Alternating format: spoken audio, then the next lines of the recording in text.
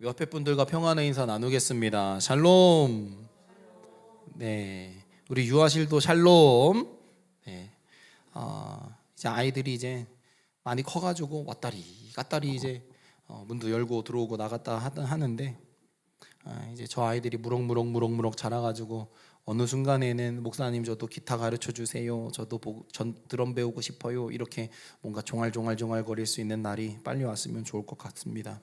네, 또 우리 젊은 청년들이 빨리빨리 열심히 공부들 끝내고 열심히 또 자기 하고 싶은 일들 해서 가정도 이루고 아기들도 많이 낳고 그래서 조금 가정 수가 더 많이 이렇게 늘어났으면 너무나 좋을 것 같습니다.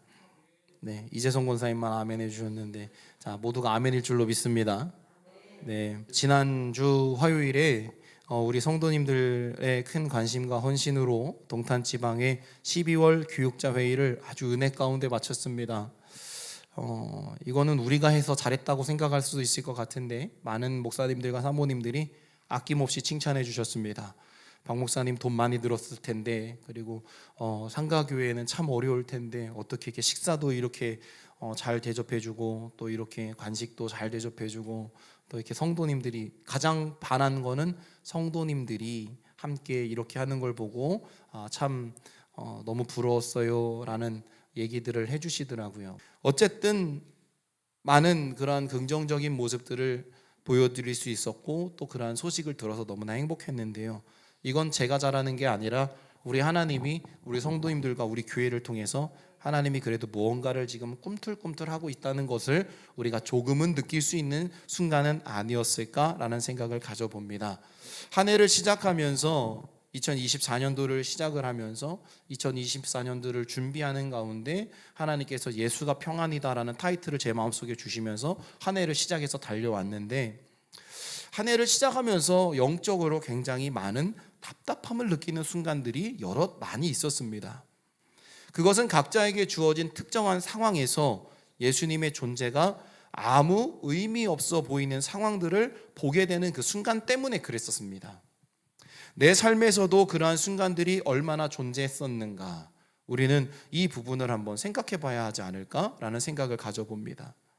혹시 예수님의 존재가 아무 의미 없는 순간이 되었다면 우리는 그 시간을 철저히 엎드려 회개해야 합니다. 하나님, 나로 인해 주님, 나의 선택으로 인해 주님의 존재가 아무 의미가 없었던 순간들이 주님 깨달아집니다. 용서하여 주시옵소서. 우리는 이러한 주님 앞에 정말로 간절히 엎드리는 시간을 가져야 되지 않을까라는 생각을 말씀을 준비하면서 참 많이 크게 가지게 됐습니다. 내가 생각하지 못했던 우상과 죄악과 교만과 우선순위를 훼손하는 모습들, 이것들이 쌓이다 보니까 우리는 예수님이 아무런 존재가 아닌 아무 의미 없는 존재로 여겨졌던 순간들이 내 삶 속에 참 많이 등장했다는 것을 깨닫게 됩니다. 예수님을 믿는다는 것은요, 일반 종교를 가진 것과는 분명히 달라야 합니다. 그리고 저는 이렇게 얘기합니다. 다릅니다. 여러분들은 어떻게 생각하십니까? 일반 종교와 예수를 믿는 것은 다릅니다. 아멘? 이건 정말 다른 겁니다. 그냥 종교 생활하는 사람과 예수를 믿는 사람은 이거 완벽하게 달라야 하는 것이고 다른 겁니다.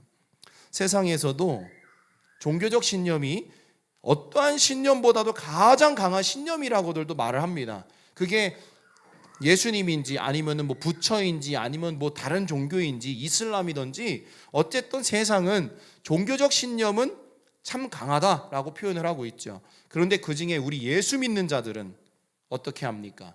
가장 뛰어나고 가장 강하고 가장 끈질긴 존재로 나아가야 한다라는 거죠.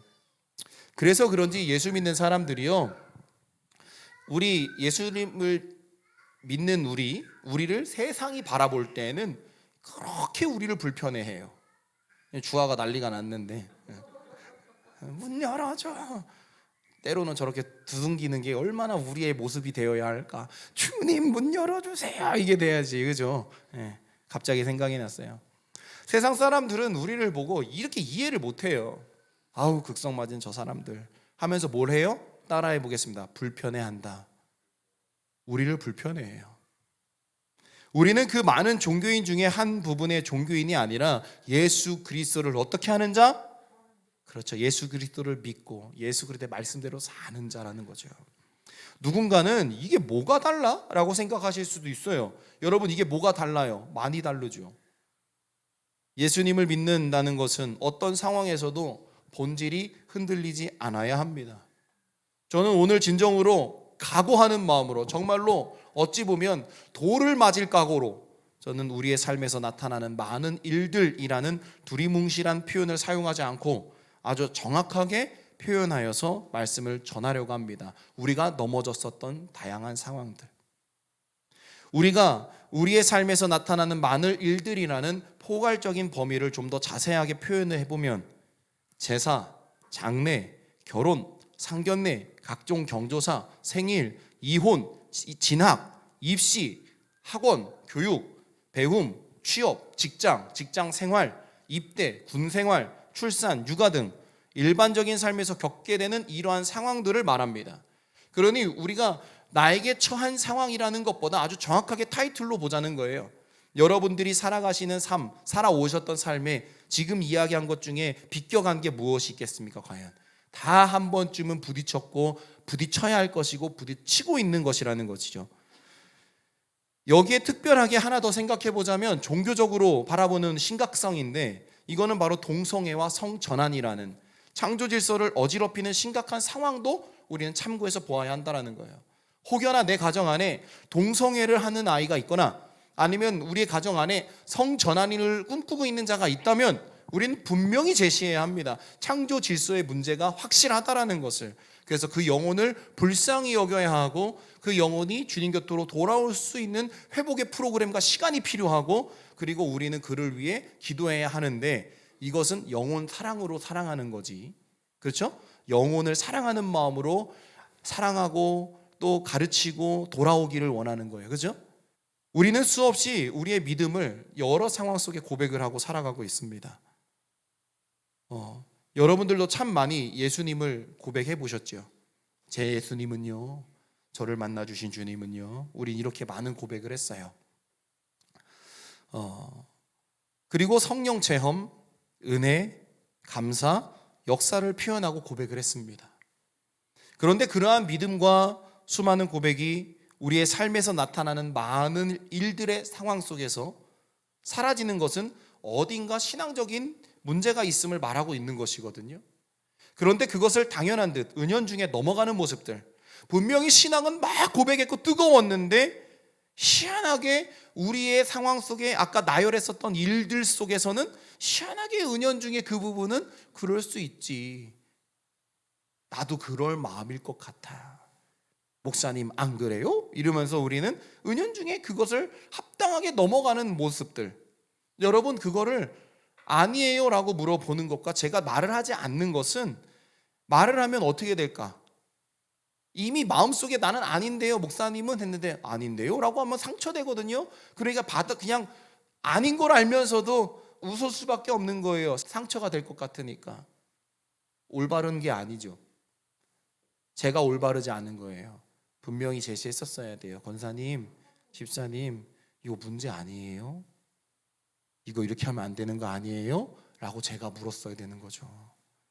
그런데 제가 못 물어봤다라는 것은 여러분들의 문제도 있지만 저의 문제가 크다라는 것을 깨닫게 됐어요.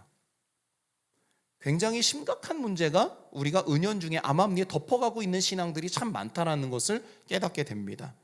우리는 이러한 부분에서 심각한 영적인 깨어있음이 우리에게 필요하다라는 것을 너무나 말씀을 보면서 많이 느꼈어요.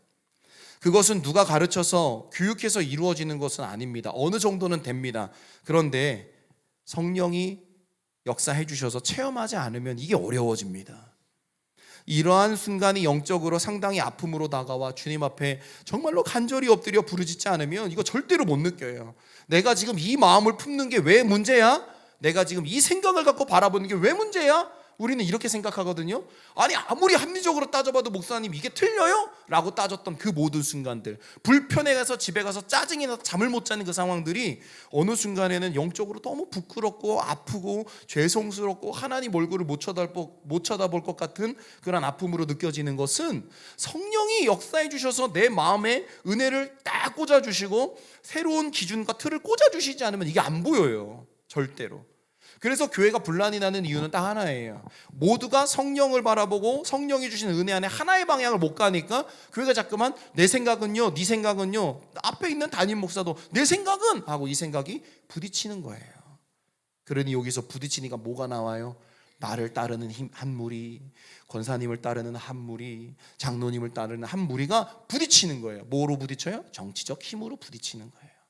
그럼 교회는 힘을 갖고 있는 쪽으로 쏠리게 되고 쪼개지게 되고 깨지게 되고, 그 교회는 자기들끼리 또 새로운 생각을 갖고 나갔지만 거기서 또 이러한 말씀이 본질적인 메시지가 선포되면 또 거기서 따르는 무리대로 또 깨지고, 세포 분열하듯이 교회가 계속 깨져요. 우리 교회가 그러한 위기와 어려움 속에 노출이 되면 안 되지 않습니까? 그러니 저는 총대를 메고 돌을 맞을 각오를 하고 오늘 이 부분의 말씀을 우리는 나눠야 하고 고민해야 되고 기도해야 한다는 거예요. 그래야 안 깨지는 거예요. 얘기하지 말까요? 그래야 안 깨지는 거예요. 그래야 교회가 건강해질 수밖에 없는 거예요. 목사가 잘못하면 분명히 목사의 잘못이 말씀에 비추었을 때 잘못된 거면 목사가 깨달아야 하는 거예요. 엎드려서 회개해야 하는 거예요. 무릎을 꿇어야 하는 거예요. 그럴 각오가 없으면서 살아라 말할 수 없는 거예요. 영욱이가 아멘 했으니까 저 잘못하면 무릎 꿇어야죠. 여러분, 무릎 꿇는 거 이거 굉장히 쇼맨십이 아닌 이상 정말로 쇼맨십으로는 누구나 할 수 있어요. 근데 정말로 주님이 주시는 은혜로 무릎을 꿇는 건 이 과정까지 굉장히 어렵습니다. 우리는 부르짖지 않으면 못 느낀다고 얘기했는데, 그리고 깨닫지 못하고 엉뚱한 시험에 든다고 얘기했는데, 교회의 분란을 만들고 악한 영에게 계속 틈을 내어준다고 말을 했는데, 나에게는 그런 일이 없었을까? 나에게는 그런 마음이 없었을까? 한번 생각해 보는 시간도 필요할 것 같아요. 왜 우리는 이러한 부분을 고민하고 아파하는 것을 왜 자꾸만 감출까? 여러분, 제가 운연 중에 우스갯소리를 하는 말들이 있어요. 비밀이 많은 거 좋지 않다고. 예? 여러분, 비밀이 많은 거 좋은 거 아니에요.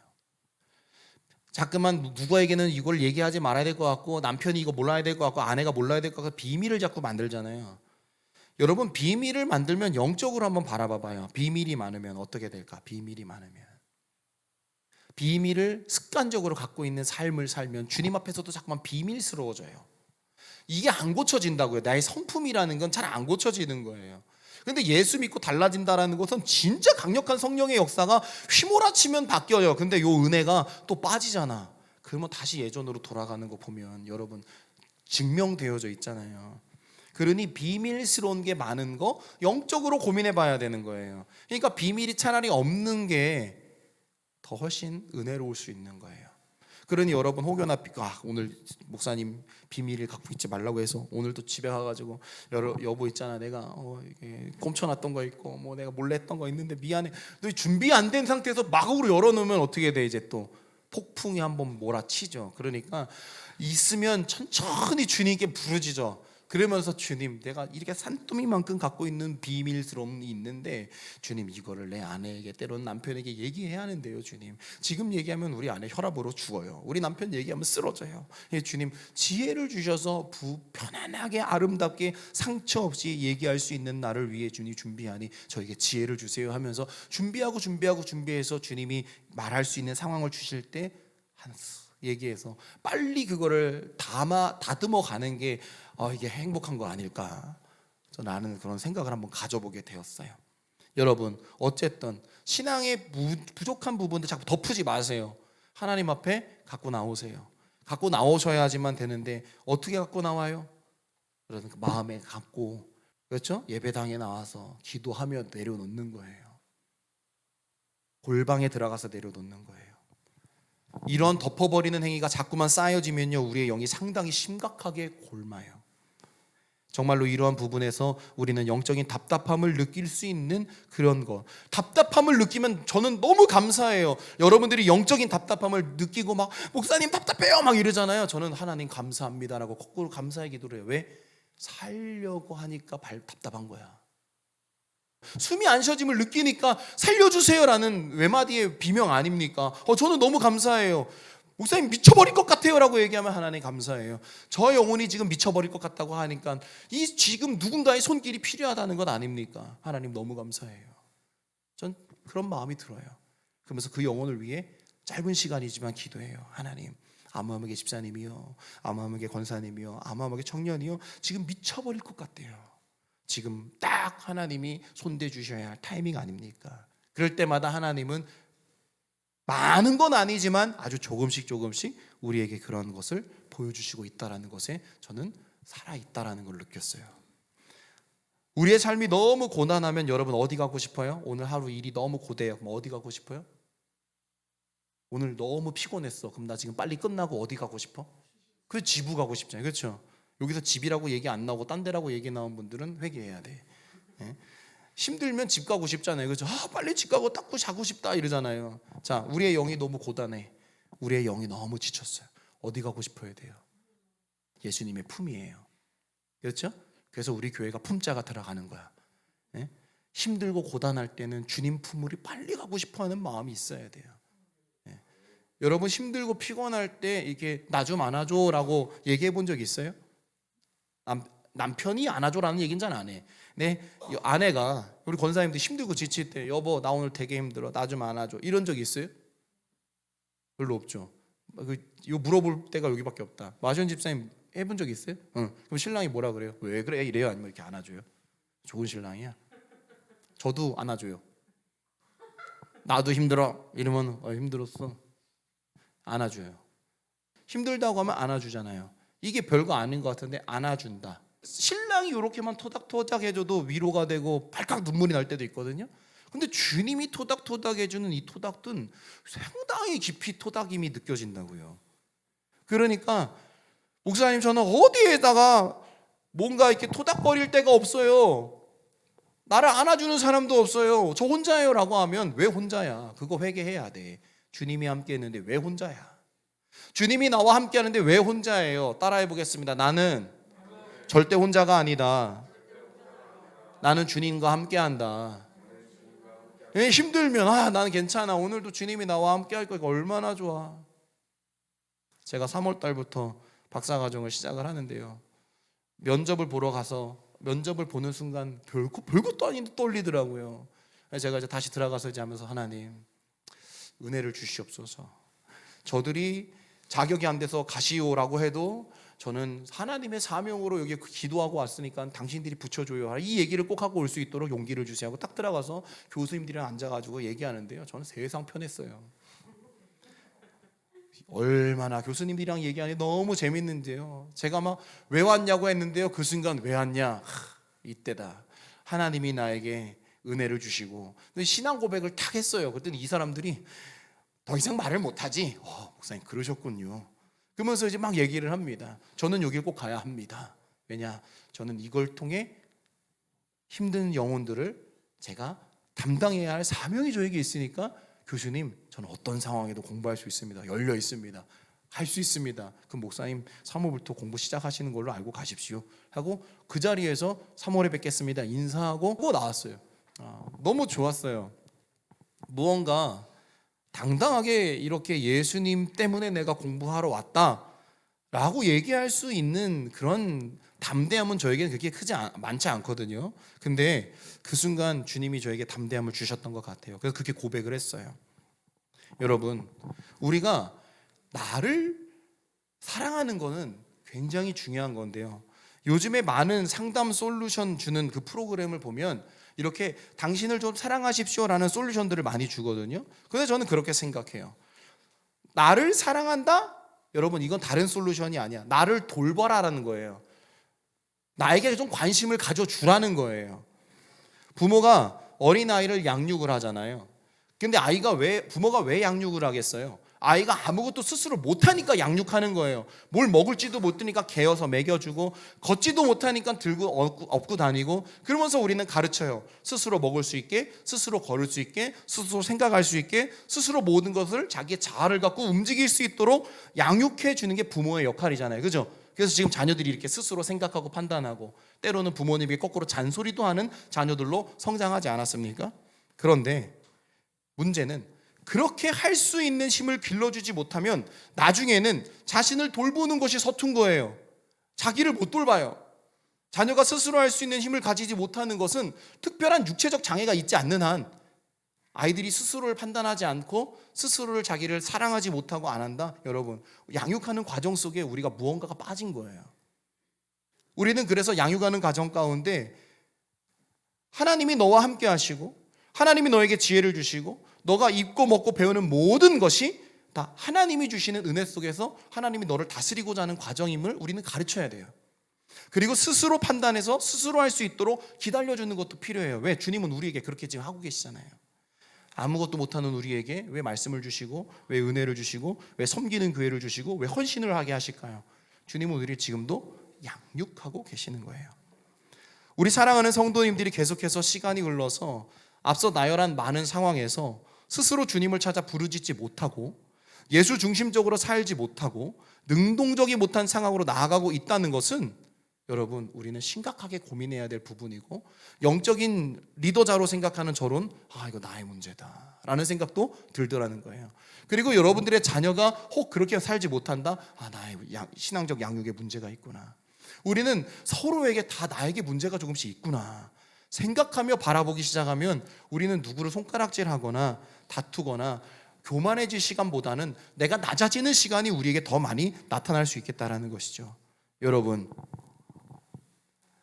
영혼을 사랑하면 모든 것을 다 잘했다고 칭찬만 해주려고 격려만 해준다고 되는 것이 아니라 때론 매서운 훈육을 해줄 수 있는 것이 진짜 영혼을 사랑하는 사람들이 하는 거예요. 제가 만약에 여러분들을 그렇게 사랑하지 않잖아요.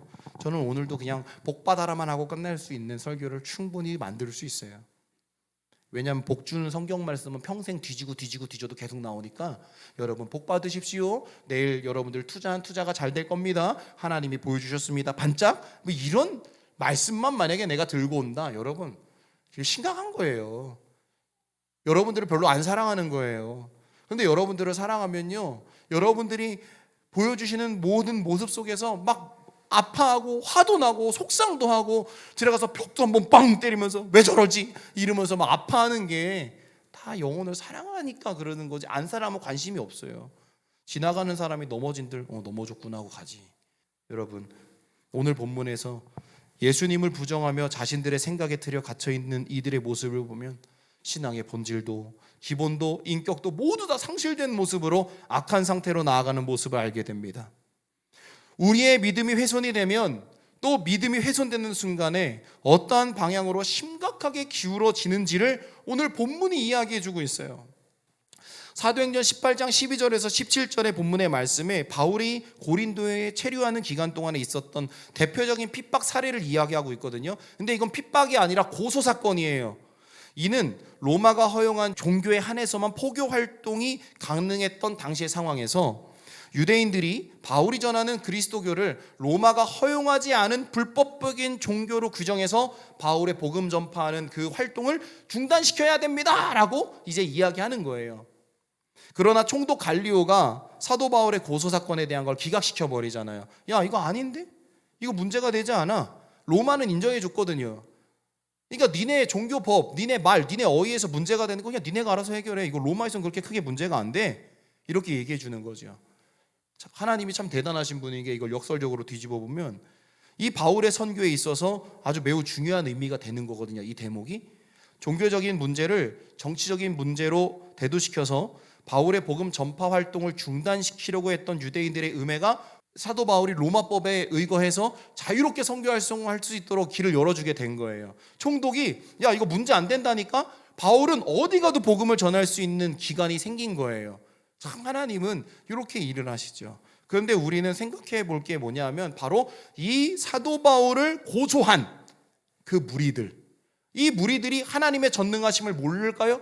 하나님이 위대하신 분을 모를까요? 구약에만 기록되어져 있는 모세오경을 달달 외워도 전능하신 하나님을 의심치 않아요. 그렇죠? 그래서 그들에게 최고의 법은 율법이에요. 그런데 얘네들이 사도 바울을 죽이려고 마음을 먹다 보니까 율법을 버리고 로마법으로 사도 바울에게 접근을 해보는 거예요. 이게 본질을 잃어버리니까 내 머릿속에다 나타나는 육의 그런 편협함들, 악함들이 그냥 자연스럽게 묻어나는 거예요. 근데 더 충격적인 건요, 이들이 일사불란해요. 몇 명만 그렇게 행동하는 것이 아니라 그 온 무리가 일사불란하게 사도 바울을 잡기 위해서 자기들이 옳다 여겼던 율법을 뒤집고 로마법으로 사도 바울에게 적용해서 잡고자 그 자기네 법들을 버렸어요. 얼마나 치졸합니까? 근데 여러분, 믿음이 변질되면요, 믿음이 훼손되면요, 이 일이 두렵지가 않아요. 이러한 행동을 자유롭게 해요. 예수는 사라지고 껍데기만 남는 그러한 신앙으로 바뀌어질 수밖에 없어요. 이걸 우리는 보고 경계해야 되는 거예요. 믿음이 훼손되는 순간은 바로 거기서부터 출발이에요. 예수님의 본질을 덮어버리는 순간, 예수님의 틀을 인간의 것으로 덮어버리는 순간 우리는 무너지는 거예요. 믿음의 훼손은 거기서부터 출발합니다. 사랑하는 성도 여러분, 이러한 모습이 우리에겐 없을까요? 우리에게 충분히 나타날 수 있다는 겁니다. 우리도 성경에서 보여주고 있는 악한 모습을 가지고 있어요. 아담과 하와처럼 악한 모습을 언제든지 드러낼 수 있어요. 단지 그 악함이 아직 드러나지 않았을 뿐이고 그 상황이 아직 나에게 나타나지 않았을 뿐이에요. 분명하게 언제든지 믿음이 훼손되는 순간에 드러나게 돼 있어요. 우리는 이 악함이 우리의 교회 생활에서 제외한 다른 곳에서 이미 드러나고 있을 수도 있어요. 교회 안에서는 참 다스리지만 이게 내 가정으로 돌아가거나 일터로 돌아갔서는 이미 악함과 훼손된 믿음의 상태를 우린 드러내고 있을 수도 있다. 우리가 은혜 가운데 있지 않으면 주어진 상황에서 주님을 잃어버리는 것은 진짜 한순간이에요. 어찌 보면 시분초 단위로 주님을 잃어버릴 수도 있는 가능성이 우리에게 있어요. 그러니까는 완전치 못한 존재라는 거죠. 정말로 경계하고 경계해야 하는 것은 어제 은혜가 넘치고 행복했던 순간들이 내 힘으로 제어하지 못하는 특이한 영역으로 순간 빠지게 되면 어제의 은혜와 행복의 순간들이 아무 소용이 없어집니다. 우리는 이러한 것을 쉽게 망각하거나 암암리에 덮어가려고 애를 쓰면 안 됩니다. 하지만 이러한 모습이 쌓이면서 우리의 믿음은 타인에 의해서 훼손되는 것이 아니라 바로 내 자신으로 인하여 믿음이 훼손된다는 사실을 심각하게 받아들이고 고민하는 그러한 여러분들과 제가 되기를 주의 이름으로 간절히 소망합니다. 아멘. 함께 고백하며 나아갑니다. 믿음과 삶을 살아내는 실력이 너무나 다른 내 모습을 볼 때에 이 모습도 주가 사랑하실까? 자신 없는 내 모습 그저 주님 앞에 있네. 나 같은 자도 사랑하여 주시고 한 번도 나를 떠나지 않으셨네. 아픔 속에 주를 찾게 여긴 날 꾸짖지 않으시고 내 손 잡아주시네. 오직 주님 안에 두려움 없네. 고난을 통해 날 만드심을 믿네. 주님만이 내 모든 것 되시네. 주의 강한 손 날 붙드시네. 오직 주님 안에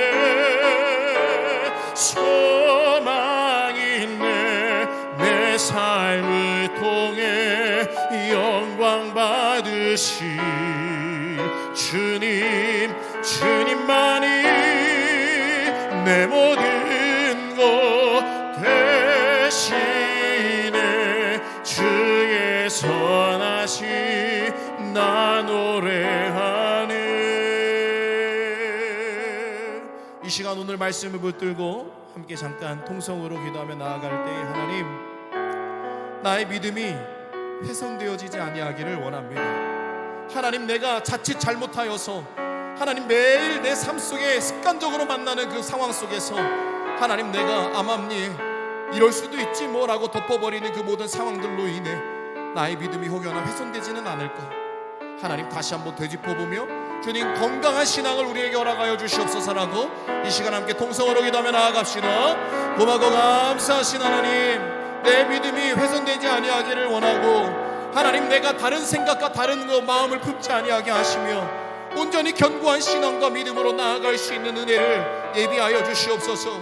하나님, 주님을 어떻게 하면 따라갈까라고 애쓰기를 원합니다. 그러나 하나님, 주님의 말씀을 부정하고 하나님 주님의 뜻을 부정하기 위해 애쓰는 하나님, 그러한 여호와는 유대인들처럼 하나님 어떻게 하면 여호와는 방해가 할까, 어떻게 하면 그 본질을 훼손시키가라는 여호와의 악한 여호와 하나님이여 일꾼들이 되지 말게 주여 우리를 붙들어 주셔서 가장 깨끗하고 건강하고 온전한 모습으로 훼손된 믿음이 아니라 계속 시간이 흐를수록 하나님 아름답고 완전한 모습으로 나아갈 수 있게 주님 우리를 불쌍히 여겨주시고 함께 우리와 함께 동행하여 주시옵소서.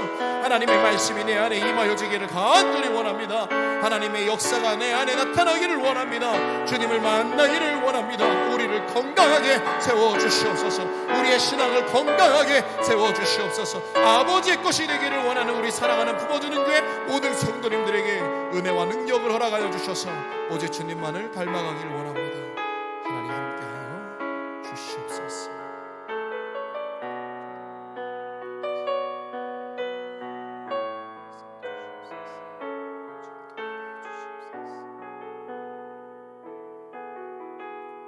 사랑과 은혜가 충만하신 하나님, 우리의 믿음이 견고하여지기를 원합니다.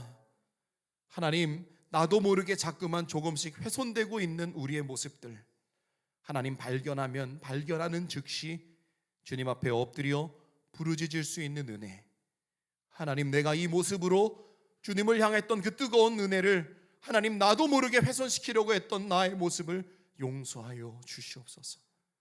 하나님, 이 습관이 이렇게 무섭습니다. 아무 생각도 하지 않았습니다. 하나님, 내가 이것이 당연하다고 생각했던 나의 연약함을 하나님 내려놓사오니 하나님 깨닫게 하셔서 나의 믿음이 훼손되지 않게 견고한 믿음으로 나아갈 수 있도록 은혜 허락하여 주시옵소서. 이제는 우리 구주 예수 그리스도의 은혜와 아버지 하나님의 무한하신 사랑하심과 성령님의 감화감동 역사 내주 교통하심이 믿음이 훼손되는 것이 아니라 날로 시간이 갈수록 믿음이 견고하여지기 위해 애쓰는 우리 사랑하는 성도들과 그들의 가정과 교회 위에 이제로부터 영원토록 함께 하옵시기를 간절히 축원하옵나이다. 아멘.